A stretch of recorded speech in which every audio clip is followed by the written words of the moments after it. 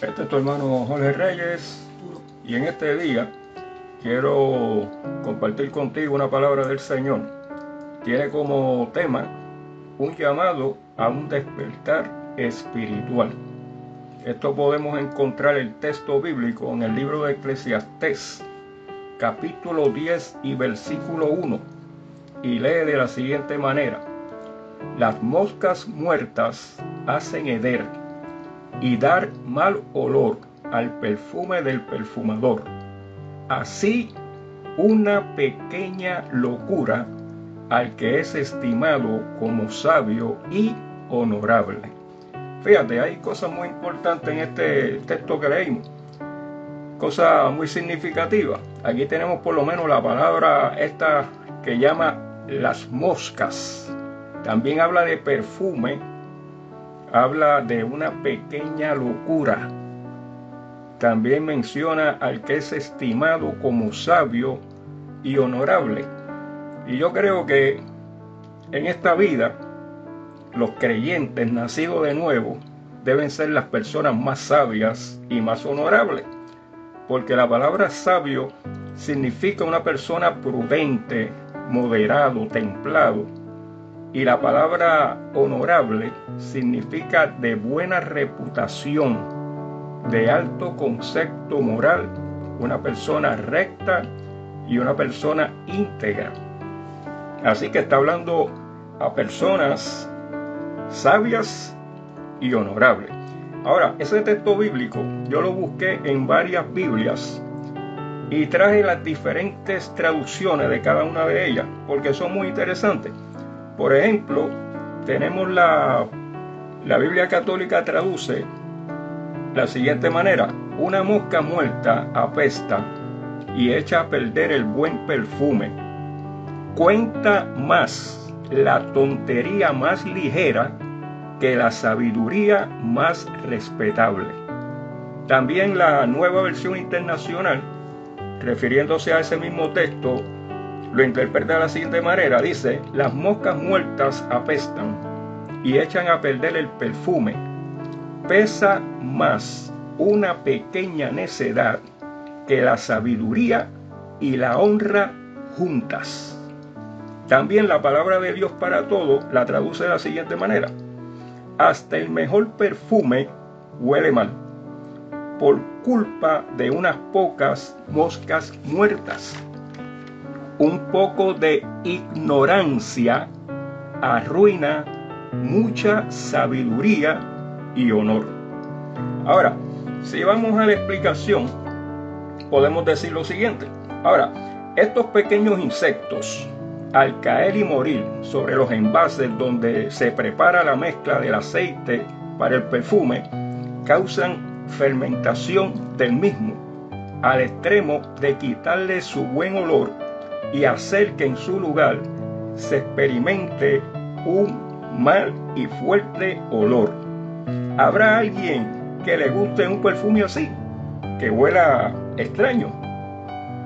Ahora, ¿qué representan las moscas? Las moscas representan acciones negativas, pecaminosas, que vistas desde un punto de vista carnal o natural, para ellos sería como algo insignificante, algo común. Algo así como dice mucha gente, ¿verdad? Estos son pajitas que le caen a la leche. Pero no así para el creyente, no para así el cristiano nacido de nuevo. El ejemplo que trae el predicador es el de una mosca, un insecto que es repulsivo, contaminante, inmundo, despreciable, que trae consigo suciedad, corrupción a todo lo que toca, completamente infeccioso. Así, una pequeña y mala acción del creyente queda contaminado, sucio, corrompido delante de la gente, perdiendo su buen aroma, su buen ungüento, su buen perfume, que viene precisamente de su relación con el Señor Jesucristo, afectando gravemente su testimonio, que es la evidencia física del que el Señor Jesucristo le ha salvado. y afectando también el testimonio de la iglesia. Tenemos en Proverbios 25-26 un ejemplo de lo que estamos diciendo. Dice ese Proverbio 25-26 de la siguiente manera. Dice: como fuente turbia y manantial corrompido es el justo que cae delante del impío. Fíjate qué desgracia, qué vergüenza que una persona justa, una persona creyente, caiga delante del impío. ¿Quién se va a tomar un vaso de agua sucia? ¿Quién se va a tomar un vaso de agua que esté corrompida? Nadie quiere agua sucia, nadie quiere agua corrompida. De esa misma manera, el creyente, cuando queda desacreditado por su mala conducta, nadie quiere confiar en él, y también eso causa que muchos le echen la culpa a la iglesia. Hay muchas personas que se alejan de la iglesia por uno o dos creyentes que andan cayendo delante del impío. Debemos andar en este mundo con sumo cuidado, vestidos siempre con la armadura de Dios, examinándolo todo, reteniendo lo bueno y desechando lo malo, cuidando nuestra conducta en todo, en el hablar, en el caminar, en el pensar, en el vestir, en el mirar, en el obrar, sabiendo que somos luz, somos la sal y embajadores del Señor Jesucristo para este mundo perdido. Nuestra conducta debe hablar por nosotros mismos. Hay veces que queremos hablar más y conducirnos menos, pero es mejor conducirnos bien y hablar menos. El libro de Eclesiastés, capítulo 9 y versículo 18, tiene también un versículo muy interesante. Dice lo siguiente: mejor es la sabiduría que las armas de guerra, pero un pecador destruye mucho bien. La palabra de Dios para todo traduce ese mismo verso de la siguiente manera: pero un ignorante puede acabar con todo lo bueno. La Nueva Versión Internacional lo traduce de la siguiente manera: un solo error acaba con muchos bienes. La Iglesia Católica dice: un solo error causa grandes destrozos. Y la Biblia española habla y dice: un solo fallo. Ahora, un solo error ha llevado a muchos a la tumba. Un solo error ha separado y destruido matrimonios. Un solo error tiene a muchos en prisión hoy en día. Un solo error ha separado amigos. Un solo error ha arruinado ministerios. Un solo error ha dividido congregaciones. Un solo error ha sido causa de enfermedades fatales. Un solo error ha sacado a muchos de la perfecta voluntad de Dios. Un solo error ha destruido muchas vidas. ¿Cuántos se lamentan hoy día por un solo y pequeño error, por una mala acción? El Salmo 19:12 dice: ¿quién podrá entender sus propios errores? Líbrame de los que me son ocultos.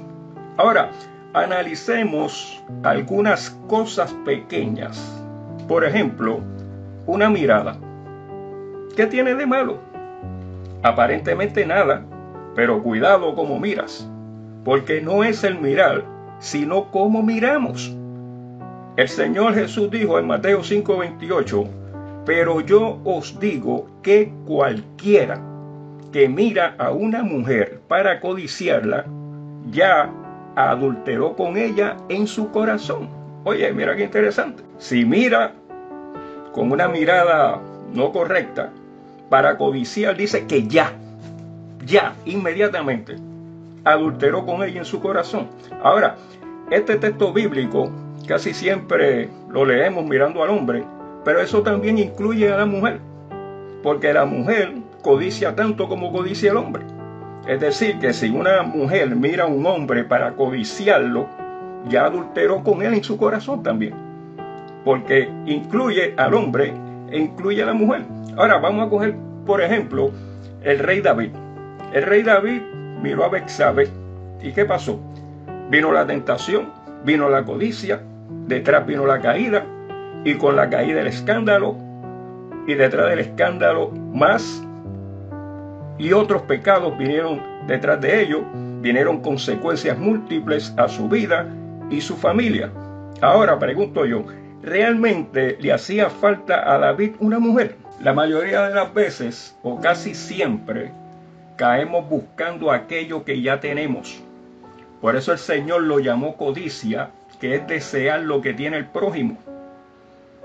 Ahí, en el capítulo 73 de los Salmos, en el versículo 2 y 3, nos encontramos con Asaf. Asaf es un ministro levita, salmista, adorador de Dios. Le cantaba a Dios. Pero dice que este hombre, ahí en el versículo 2, dice, en cuanto a mí, casi se deslizaron mis pies. Por poco resbalaron mis pies. Ahora, ¿cuál es la razón? ¿Qué le pasó a nuestro hermano Asaf?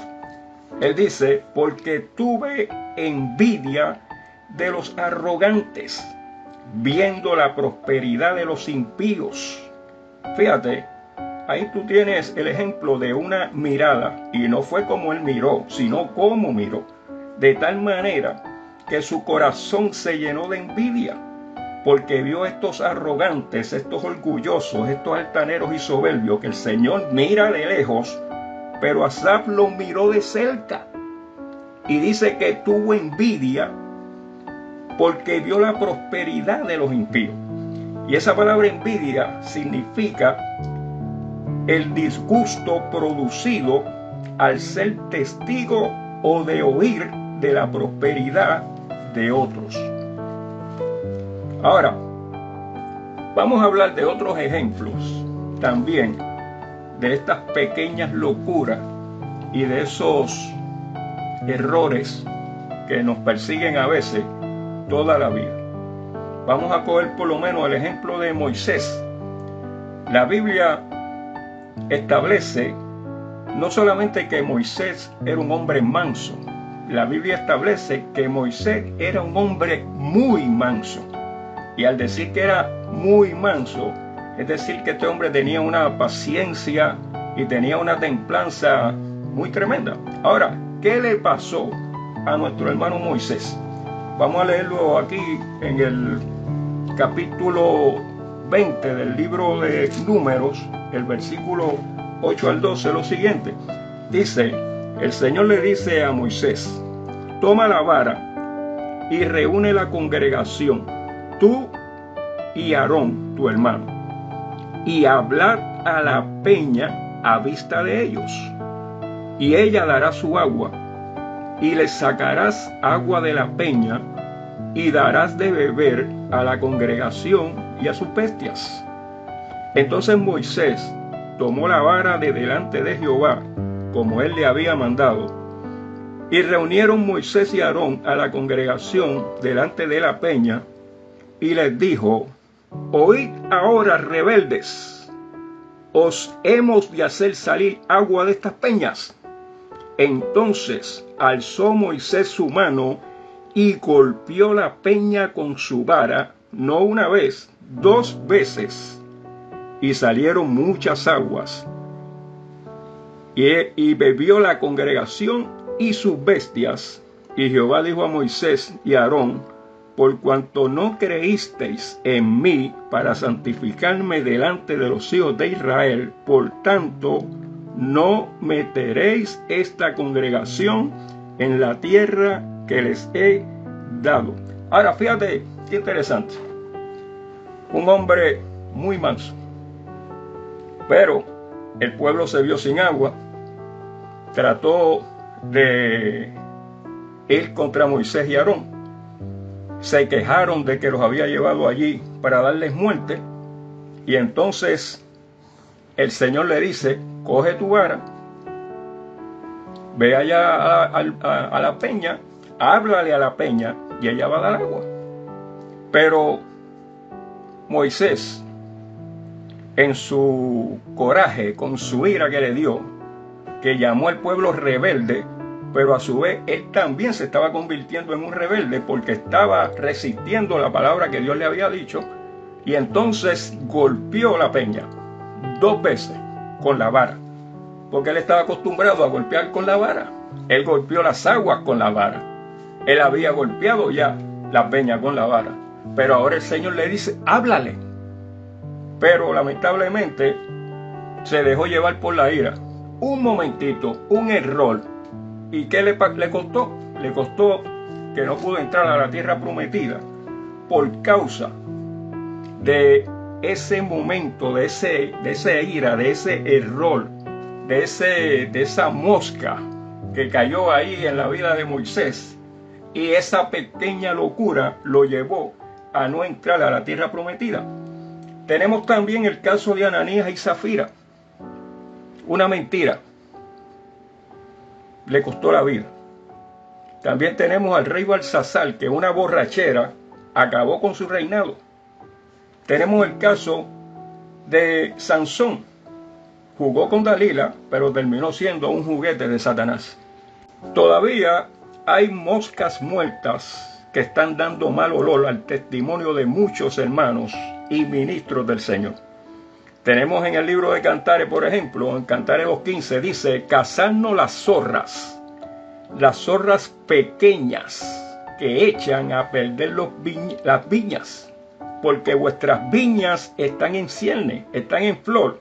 Esas zorras pequeñas no podían subir y lo que hacían era que tumbaban esos viñedos desde abajo, arruinaban, destruían y arrasaban y acababan con todo lo que cogían.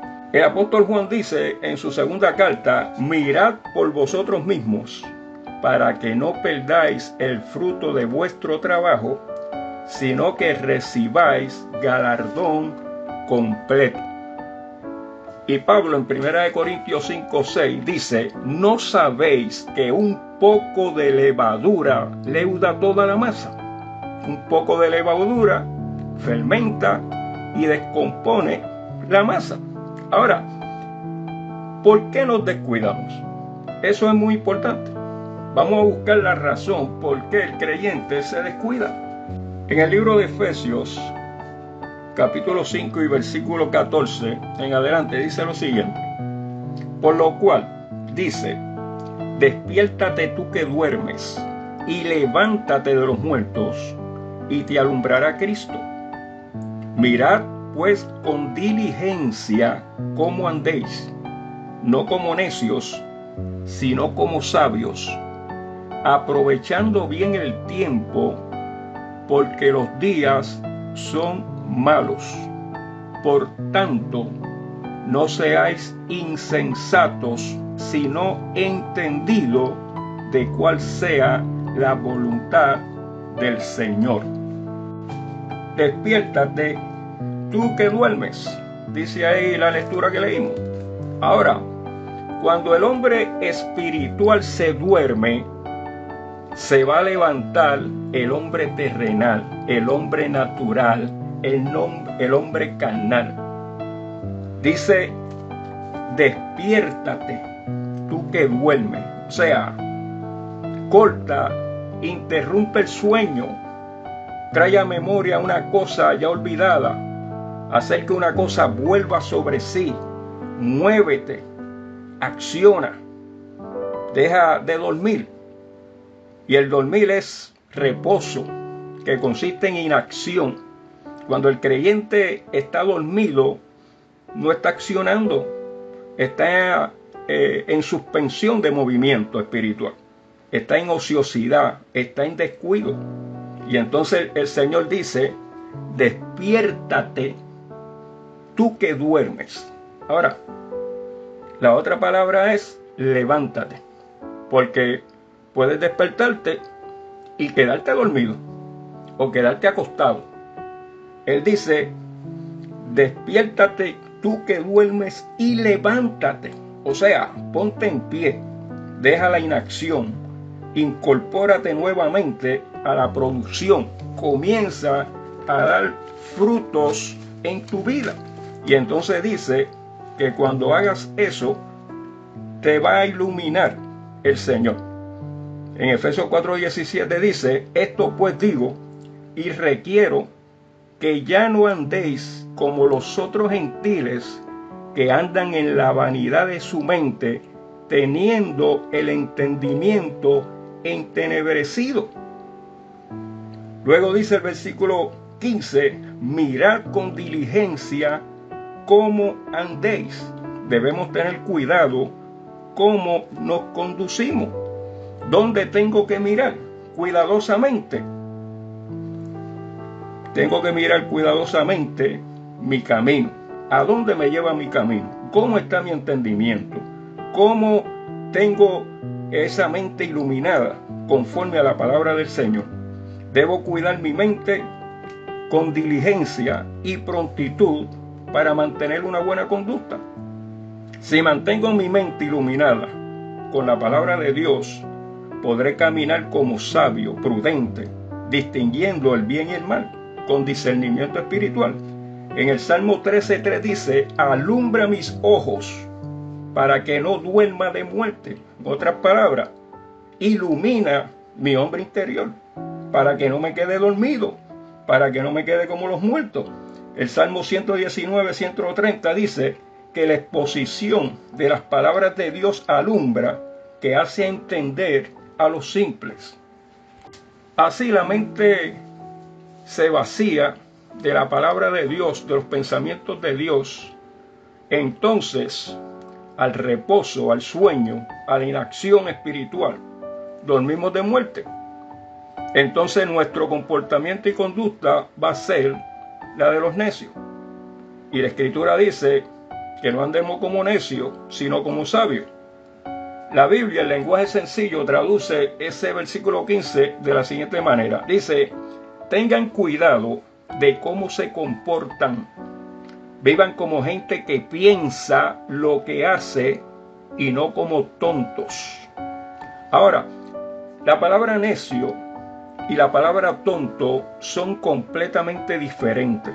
No significan lo mismo y no son compatibles. La persona que es catalogada como tonto es aquel que le falta capacidad mental. Alguien a quien las cosas más sencillas le pasan de largo sin él darse cuenta. El tonto no tiene remedio, no tiene recurso, es un bobo. El necio, por el contrario, puede tener un alto conocimiento de inteligencia, preparación académica, se le pueden conocer sus éxitos. Es una persona completamente competente y admirado por muchos. Ahora, su necedad se deja ver al no tomar en cuenta la sabiduría que Dios le ofrece en Cristo Jesús, prefiriendo ser sabio en su propia opinión, siguiendo lo que dicen las multitudes. Puede considerarse a sí mismo muy listo, pero es precisamente ahí donde se convierte en un gran necio. Tenemos, por ejemplo, nuestro hermano David, el rey David, el pastor David. Quiero leerte algo que está aquí en 2 de Samuel, capítulo 24, versículo 9 al 10. El rey David quiso censar al pueblo militar que tenía y le dijo a su general Joás que fuera y contara ese pueblo. Quería saber cuánto tenía su ejército. El general se le opuso, pero el rey se le impuso. Luego que el general terminó de hacer el censo, se lo trajo a David y vamos a ver cuáles fueron los resultados. Dice el versículo 9 del capítulo 24 de 2 de Samuel lo siguiente: y Joab dio el censo del pueblo al rey, y fueron los de Israel 800,000 hombres fuertes que sacaban espada, y los de Judá 500,000 hombres. Después que David hubo censado al pueblo, le pesó en su corazón, y dijo David a Jehová: yo he pecado gravemente por haber hecho esto. Mas ahora, oh Jehová, te ruego que quites el pecado de tu siervo, porque yo he hecho muy neciamente. Consecuencia de esa pequeña locura de David, costó 70,000 hombres muertos. Toda pequeña locura trae sus consecuencias. Es interesante que en la Biblia dice que David era un hombre conforme al corazón de Dios.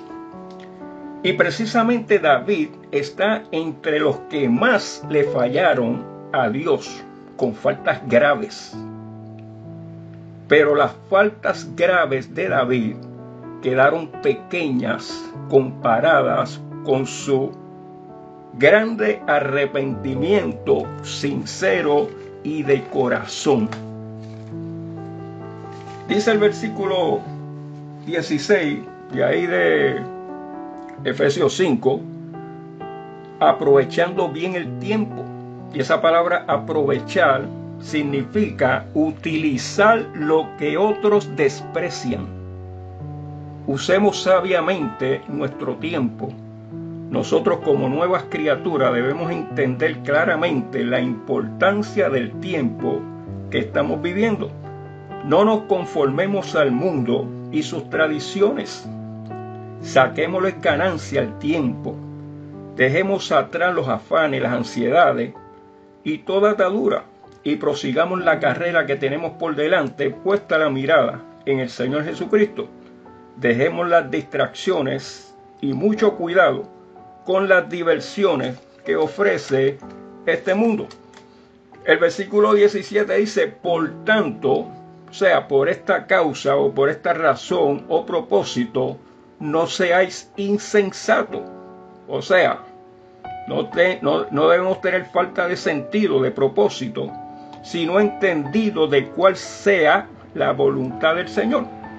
Esta palabra, de cuál sea, se refiere a la voluntad del Señor en ese momento, en ese tiempo, en ese contexto o para ese tiempo en específico. No se refiere a la voluntad de Dios en general, sino diría el texto, por tanto no seáis insensatos, sino entendidos de la voluntad del Señor. De lo cual hace la diferencia. ¿Cuál será la voluntad del Señor para este momento?